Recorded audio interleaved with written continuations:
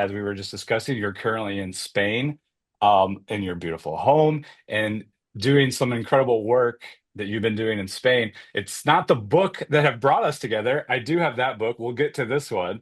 But your book, Singular Spaces, is sort of just like the ultimate, the Bible, if you will, of art environments in Spain. So could you kind of talk to me a little bit about what brought you to Spain in the first place and sort of what you've discovered in over there? Yeah, it was definitely a non-art environment inspiration. We were, living in California. We had a little girl who every year, she'd go to school and she'd take Spanish classes. And every year they'd say, this is your nose and this is your mouth. And then the next year they'd say, this is your nose and this is your mouth. And I was starting to go crazy because I really felt that it was important for her to learn Spanish. Yeah. My husband, her father's family was all from Spain. And so there was this roots thing going on. And so Yeah. we decided that we would try to spend some time here. And we had a friend, Mel Ramos, who was a pop artist, who had two homes in a village near Tarragona, which is about 3 hours south of where I am now. And he said, "Sure, Sam, come. You can live in one of my houses. Well, I'm not using both of them. Go for it." So we're like, okay, and we Yeah. we managed to. He had a sabbatical, and I managed to push my stuff off to both sides, and we came to Spain so that Larissa could learn Spanish. And so the first 3 months, she played with the kids on the street and learned Spanish. And by September, she was ready to start school. And, and we just kind of fell in love with it and decided we would try to spend more time here. And so we ended up we're much further north, about 3 hours further north from that, close to the Costa Brava.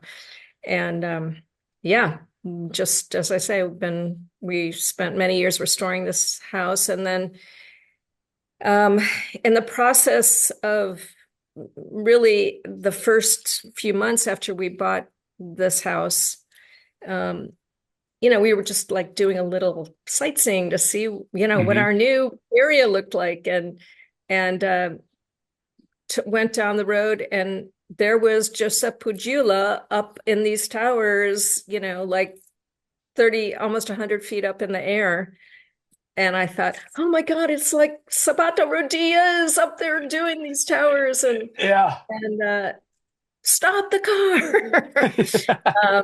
car. Because I'd done my master's work on art environments. And so, I was primed for it. And and at the time, actually, when we had first come here, I was kind of casting about for a project to do. And so I ended up with this book called Forms of Tradition in Contemporary Spain, in which I kind of developed this theory of this continuum of traditionality going from the really, really traditional to the really, really idiosyncratic. And Hmm.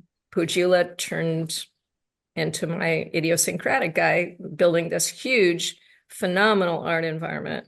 And so I pestered him all year and then kept coming back every year to, we would then at that time we were like doing California 6 months or Hmm. whatever and here. Um, and but as I was starting to do research for that book and all of the other artists in that book, I was able to go to the library and find books on, or, whether it Yeah. was groups that did like public performances of good versus evil for village fiestas, or people that made these big paper mache figures that they would get inside and dance, or this potter that worked on a Phoenician era wheel without electricity and without centrifugal force. But I could go get information on those. And so like, well, Right. where are all the books on Spanish art environments? And turns out there weren't any. So I'm like, okay, I guess that's me. Um, so I finished that one book on the more traditional artists plus Pujula, and then started or continued, I should say, uh, with the larger art environment project. And I thought maybe I'd find 15 or 20, maybe around the whole country. I had Uh-huh. no clue because nobody had ever done anything here, really documented anything at that point, And so, Yeah. yeah, so I just started working, and the more I did, the more I learned about, and the longer I was here, people, I'd go to an opening or a party, and people go, "So what are you doing here?" And I'm like, "Well, let me tell you about my," and they go, Yeah. "Oh, wait, I know one. There's like one over the hill in that village or near my grandfather's house," So it just kind of grew exponentially. And when I did the first Singular Spaces book, which was published in 2013, I thought, done. I'm done. I did it. This is this Yeah. Right. encyclopedia of art environments in Spain until about a year and a half later, I was picked to run the program for Cal State in Spain, the junior year abroad type program. Oh, okay. Yeah. And because I was there for an entire year based in Madrid, I had a lot of contacts that I was able to, parlay into giving lectures or roundtables or whatever about my project.